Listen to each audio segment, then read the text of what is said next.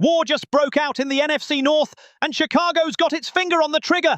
Our head coach just declared war on Green Bay with the coldest handshake in NFL history, while a Super Bowl winning coach is out here comparing our quarterback to the three-time MVP legend who terrorized the league in the 90s. But that's not all. We've got a rookie breaking records even Kansas City couldn't touch, and Poles might be about to bring in a pass rusher with 24 sacks who could wreck the Rams this Sunday. Miss this, and you're missing the rebirth of a dynasty. Stick around, because what's coming next could change the NFL forever. First story, Ben Johnson versus Matt LaFleur. That ice-cold handshake wasn't an accident. It was a shot fired.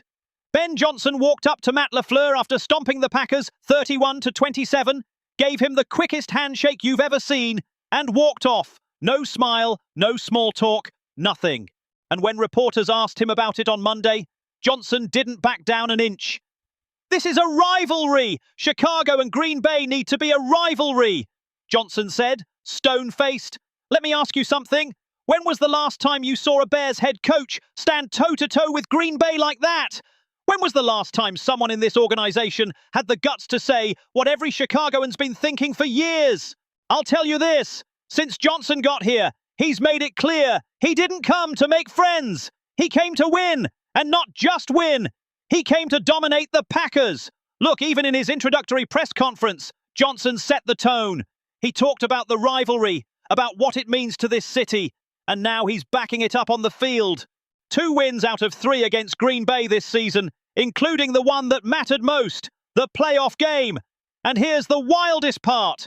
During most of that game on Saturday, it looked like Johnson was going to have to eat his words. The Bears were down 21-3 at halftime. The offense was sputtering. And yeah, some of that was on Johnson's own decisions. But he trusted his system. He trusted Caleb Williams. And his team responded with a 25-point comeback in the fourth quarter. This is bigger than just one game. This is Johnson telling the entire NFL, Chicago's back, and if you're coming for us, you better come correct. This is Johnson planting a flag at Soldier Field and telling Green Bay, this city is ours now, and you're going to have to go through us. You think LaFleur didn't feel that energy? You think the Packers don't know something's changed in Chicago? I'm telling you, they know! And I'd bet anything they're worried, because for years, decades even, Green Bay could stroll into Soldier Field and walk out with a win like it was nothing. Now they've got a coach who didn't just beat them twice. He's telling them to their face that this is just the beginning. And here's the part that gets me fired up. Johnson isn't just talking. He's building something real. Albert Breer from Sports Illustrated wrote about the vibe in the Bears locker room at halftime of that Packers game. You know what the players were doing down 21-3? They weren't throwing Gatorade bottles or giving some Hollywood-style speech. They were breaking down what went wrong and how to fix it. DJ Moore said it best. We're better than what we showed in the first half. We just needed to go out and execute with detail. That's emotional control. That's what Johnson's been preaching all season to Caleb Williams and the whole roster. And it worked. The Bears kept their heads, stayed focused, and chipped away at that comeback one play at a time. The players believed Johnson and his staff would find a way to get it done. And Johnson delivered, dialing up 3 straight touchdown drives. Let me ask you again, how many times in recent Bears history have we seen this kind of confidence?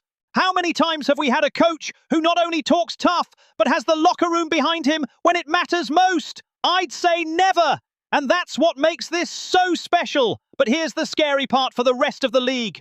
Breer ended his breakdown by saying it feels like the Bears are just scratching the surface of what Johnson and Williams can do with this talented, balanced team. Did you hear that? Just scratching the surface. This team just came back from 18 down in the fourth quarter of a playoff game against their biggest rival. And the experts are saying, there's still way more to come. I'm telling you, if this is just the beginning, the rest of the league should be terrified. Will Johnson win the Super Bowl this year? Maybe not. But what he is doing is laying the foundation for a new era of Bears football. An era built on winning and winning big, year after year. An era where Chicago doesn't just compete with Green Bay, we own them. An era where a cold post-game handshake isn't disrespect. It's a reminder. This is a rivalry, and we're here to stay. Second story. John Gruden compares Caleb Williams to Brett Favre. If that blew your mind, wait till you hear this. A former NFL head coach just made a comparison that's going to drive Packers fans absolutely nuts. And I mean furious, scared, and jealous all at once. John Gruden, that John Gruden, the Super Bowl champ, was on Barstool's The Shredline podcast, and they asked him if there's a quarterback out there like Caleb Williams, someone who can overcome anything and still find a way to win. Gruden didn't even hesitate. He reminds me of Brett Favre. You heard that right. Brett Favre, the legendary Packers quarterback, the guy who won 3 straight MVPs in the 90s, the guy who took Green Bay to back-to-back Super Bowls and won one. That Brett Favre. Let me ask you, can you imagine anything more painful for Packers fans than hearing the Bears quarterback being compared to their all-time legend? Can you imagine the irony of their own icon being used to describe the kid who just torched them twice in one season? Gruden explained that early in Favre's career, he'd throw rockets and overthink things before settling in. Sound familiar? Because that's exactly what we saw from Caleb on Saturday. First half, jittery, overthinking, firing missiles that missed. Second half, calm, confident, executing like a 10-year vet. But then, Gruden circled back to Williams and said something that left me speechless. He said, what Caleb does in the fourth quarter is special. He reminds me of Brett Favre. I'm speechless, Gruden said. Speechless. A coach who's seen every great quarterback over the last 30 years is speechless after watching Caleb Williams against the Packers. Now, for the younger fans who might not remember Favre in his prime, let me paint the picture. In the 90s, this guy owned the NFL. He won MVP 3 years in a row from 1995 to 97. He went to back-to-back Super Bowls in 96 and 97, winning the first. He was a warrior, a fierce competitor who never quit, no matter the score. There's an argument that the Packers underachieved with Favre. One ring with a quarterback that good? Maybe a little disappointing. But I'll tell you this, there's not a single Bears fan alive who wouldn't take that resume if that's how it plays out with Caleb. Can you imagine? 3 MVPs, 2 Super Bowl appearances, 1 championship. I think every Bears fan in the world would sign that deal right now. No questions asked. But here's what really gets me hyped. Caleb Williams is doing this in just his 2nd season. Favre didn't win his first MVP until year 4. Williams is already showing the poise and playmaking ability in crunch time that took Favre years to develop. And for Packers fans, this has to sting in a whole different way. They already hate Caleb for beating them twice in dramatic fashion, including a playoff game. They already hate him for trolling them by grating a block of cheese on Amazon Prime's post-game show. Imagine how mad they'll be if Caleb keeps this up, winning Super Bowls, racking up MVPs, while Jordan Love stays just pretty good. Because here's the truth. Jordan Love is a solid quarterback. I'm not going to lie about that. But solid doesn't win multiple championships. Solid doesn't define an era. And while Love is still solid, Caleb Williams is on track to be great. And the craziest part, Williams is just getting started. This is year 2. His first season with Ben Johnson as head coach. His first playoff game. And he's already being compared to one of the greatest to ever do it. So what happens when Williams has 3, 4, 5 years of experience? What happens when Johnson has multiple seasons to fine-tune this offense? What happens when Caleb isn't a young QB learning on the fly, but a playoff-tested vet who knows exactly how to dissect defenses in January and February? The answer should scare the hell out of the rest of the NFC North. Because if this is what Caleb can do with limited experience in high-pressure moments, then the sky's the limit. And here's what the Packers, Vikings, and Lions should fear most. Williams has something Favre didn't have early on. He's got a GM in Ryan Poles who knows how to build a complete roster. He's got a head coach in Ben Johnson who's already being called one of the best offensive minds in football. He's got a defense that, while shaky in the first half against Green Bay, made the right adjustments and delivered when it mattered. Favre had to carry the Packers on his back for years before they built a real team around him. Williams already has the pieces. He's got the support. He's got the system. I think Gruden's comparison isn't just about playing style, it's about potential. It's about seeing a young quarterback with all the tools, all the confidence, and the mindset of a champion. It's about recognizing that something special is happening in Chicago. And you know what? Gruden's not the only one who sees it. Albert Breer said the Bears are just scratching the surface. Analysts across the country are saying Chicago finally found its franchise quarterback. The narrative has shifted from can the Bears develop Williams to how many championships can Williams win in Chicago. That's a massive difference. And it all changed in one game where Williams overcame a brutal start, kept his cool when everything looked lost, and led his team to one of the most impressive playoff comebacks in recent memory. Third story, Colston Loveland breaks records and a potential addition. But if you thought we were done, think again. Because while we were all celebrating that epic comeback and talking about Brett Favre comparisons, two things were happening that could shape this team's immediate future. First, Colston Loveland just did something not even Travis Kelce pulled off in his first playoff game. Second, Ryan Poles might be about to make a move that strengthens our defensive line exactly when we need it most. Let's start with Loveland, because what this kid did Saturday night was straight up historic. 8 catches for 137 yards. Read that again. 8 receptions for 137 yards in his first ever playoff game. Colston Loveland is the first rookie tight end in NFL history to record 8 or more catches and over 100 yards in a postseason game. The first in the entire 100-plus year history of this league. And you know how many times Caleb Williams targeted him that night? 15 times out of 48 pass attempts. That's nearly a third of all his throws going to a rookie tight end. And those 137 yards, that was almost 40% of Chicago's total passing yards. Let me ask you, when's the last time you saw a second-year quarterback trust a rookie tight end like that? When's the last time a rookie was that dominant in their playoff debut? I think you'd have to go back to Patrick Mahomes and Travis Kelce to find something even close. And I'm not exaggerating. Look at the numbers and tell me this isn't a fair comparison. In Loveland's first playoff game with Williams, he had 15 targets, 8 catches, and 137 yards. In Kelce's first 2 playoff games with Mahomes, he had 15 targets, 10 catches, and 131 yards. You hear that? Loveland nearly matched Kelce's 2-game playoff production in just one night. And we're talking about Travis Kelce, the tight end who's owned the postseason for the last decade. The guy with more playoff receiving yards than any other tight end in NFL history. Now, I'm not saying we should start planning a 3-ring Super Bowl parade. I'm not saying Loveland is guaranteed to have Kelce's career, but I'll say this. It's impossible to overstate the impact Loveland is having as a rookie. And when you look for modern NFL comparisons to this kind of quarterback-tight end connection, Mahomes-Kelce keeps coming to mind, especially when you see the trust Williams already has in Loveland. 15 targets in a playoff game? That's not a fluke. That's not, let's see if this works. That's a quarterback saying to his tight end, you're my safety valve. You're my secret weapon. When things get tough, I'm coming to you. And Loveland delivered. Over and over, in clutch moments, on third and longs. Under pressure, there was Loveland, finding soft spots in the Packers' defense and giving Williams a reliable target.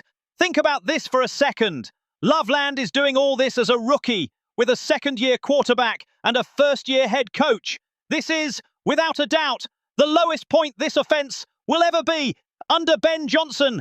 This is the floor, not the ceiling. And it's already one of the most dangerous offenses in the NFL. That shouldn't just worry the rest of the league. It should terrify them. Because I'm telling you, if this is the work-in-progress version of the Williams-Loveland connection, what's it going to look like after 3 years together? What's it going to look like when Johnson has 2 full seasons to scheme up plays that maximize Loveland's strengths? The answer is, they're going to be unstoppable. And the Rams better be paying attention, because they're coming to Chicago this Sunday for the divisional round, and their number 1 priority has to be disrupting the Williams-Loveland connection. If they don't, they're going to end up just like the Packers, watching this duo torch them in the 4th quarter. But here's the second part of this story, and it might be just as important for our chances on Sunday. Darrell Taylor. The Houston Texans just released a defensive end with 24.5 career sacks. And guess what? This guy already played for the Bears in 2024. He knows Dennis Allen's system. He knows Chicago. He knows Soldier Field. And now he's available right when we need him most. Ian Rappaport from NFL Network reported Monday that the Texans released Taylor just before their wildcard game against the Steelers. Taylor had been on injured reserve with an ankle injury since November, but now he's fully healthy and ready to go. The Texans are releasing pass rusher Darrell Taylor, who just came off IR and is now healthy. Rappaport posted on X. He's going to waivers and can be claimed by a playoff team. You hear that? He can be claimed by a playoff team, like us, like the Chicago Bears, who are about to face Matthew Stafford and the Rams this Sunday in the divisional round. Let me ask you, when's the last time you saw Poles move this fast to capitalize on an opportunity? When's the last time this organization showed this kind of aggression to upgrade the roster in the middle of a playoff run? I'd say never. And that's exactly what makes this so exciting. Because here's the truth nobody wants to admit. In the first half against the Packers on Saturday night, the Bears struggled to get pressure on Jordan Love. Love picked the defense apart, putting Green Bay up 21-3 at halftime. Dennis Allen had to make halftime adjustments, sending extra bodies to create free rushes on Love. Those adjustments worked, and that's why we won. But they were necessary because the defensive line wasn't winning one-on-one matchups. And that's been a problem all season. The D-line has struggled to win those battles, giving opposing offenses too many easy yards. And you know who we're playing Sunday? Matthew Stafford, a veteran quarterback with a Super Bowl ring who knows exactly how to exploit a D-line that can't generate pressure. The Rams are coming to Soldier Field with a game plan designed to attack our weaknesses. That's where Taylor comes in. He wouldn't be a starter for Chicago, let's be real. But he could be a huge help as a rotational piece to bring pressure in the playoffs, especially considering the Bears' defense has struggled with time of possession lately. Taylor played for the Bears in 2024, appearing in 11 games and recording 20 tackles, 2 sacks, and 2 forced fumbles. He knows Dennis Allen's system. He knows the players. He knows Soldier Field. There's no learning curve here. You bring him in, hand him the playbook, and he's ready to contribute on Sunday. And look at his pedigree. The Seattle Seahawks drafted him in the second round in 2020. This isn't some random guy getting cut. This is a former second-round pick who's racked up 126 tackles, 24.5 sacks, and 7 forced fumbles in 5 NFL seasons. Let me ask you, doesn't it make perfect sense for Poles to claim Taylor off waivers? Isn't this exactly the kind of aggressive move we want to see from our GM during a playoff run? I think so. Because here's what a lot of people don't get. This isn't just about adding another body. This is about adding a guy who already has chemistry with this locker room. Taylor played here last year. He knows these guys. He knows the culture Johnson is building. He knows what's expected of him. And from a strategic standpoint, think about what this does for our defensive rotation. Now, Dennis Allen can rotate fresh bodies all game long against the Rams. He can keep everyone rested. He can create specific matchups against the Rams' O-line. He can get creative with his pressure packages. The Rams have a solid offensive line, I'm not going to lie. But if we can rotate 4 or 5 quality pass rushers all game, we're going to find matchups we can exploit. We're going to find moments where we can bring heat. And when you pressure Stafford, good things happen for the defense. But here's the part that really fires me up. This shows that Poles isn't satisfied. We just pulled off the biggest comeback in recent franchise history. We just beat the Packers in the playoffs. We just did something no Bears team has done in decades. And instead of celebrating and kicking back, Poles is out here looking for ways to get better. That's the mindset of a winner.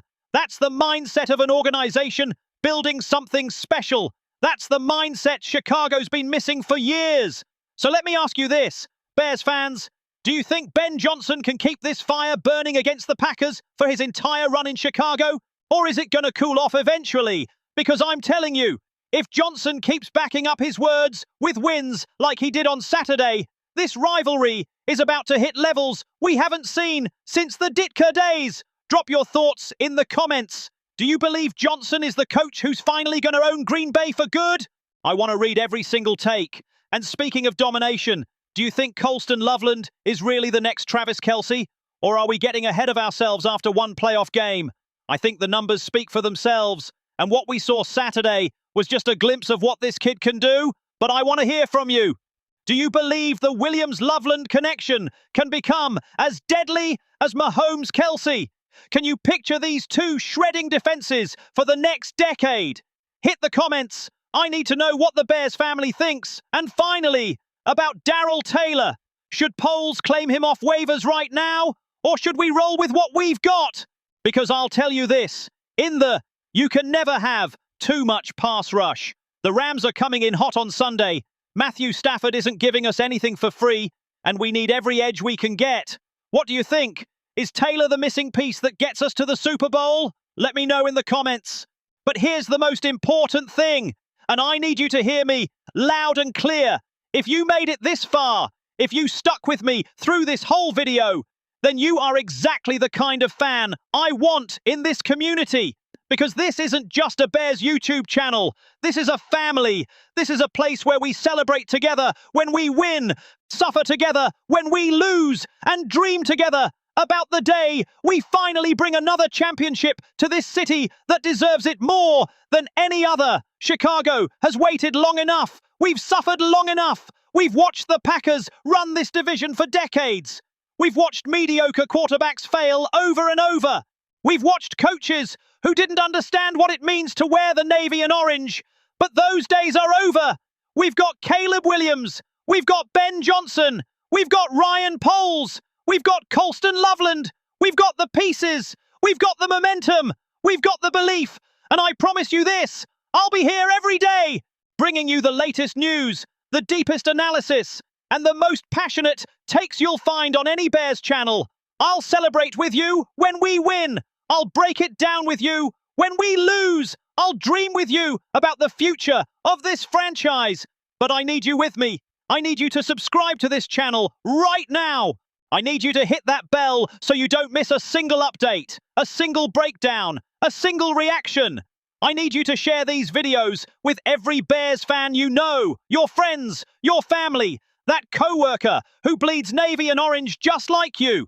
Because together, as a community, we're stronger.